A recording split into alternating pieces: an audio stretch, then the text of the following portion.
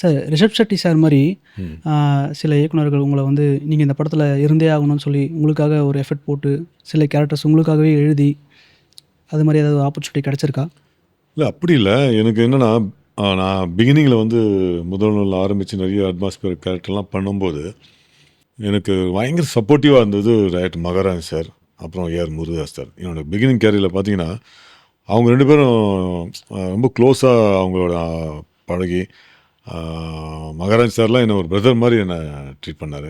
அதே மாதிரி ஏஆர் முருகதாஸ் சாரும் ஒரு ஃப்ரெண்டு மாதிரி என்னை ட்ரீட் பண்ணி அவர் படங்கள்லாம் என்னை யூஸ் பண்ணார். அப்படி தான் எனக்கு வந்து வல்லரசு படத்தில் டைரக்டர் மகாராஜ் சார் வந்து ஒரு சின்ன கேரக்டர் இருந்தாலும் முதல்ல எனக்கு வாயை திறந்து டைலாக் பேசுனது அந்த படத்தில் தான், வல்லரசு திரைப்படத்தில். ஒரே விஷயம் இருந்தாலும் ஒரு அருமையான ஒரு காட்சியில் கொடுத்துருப்பாரு.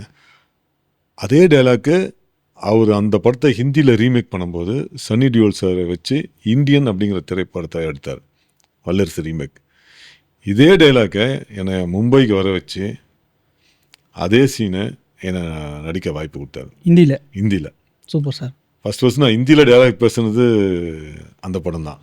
அதுக்கப்புறம் இன்னும் பேசல, அது ஒரு விஷயம். அந்த டைலாக் இப்போவும் ஞாபகம் இருக்கும்.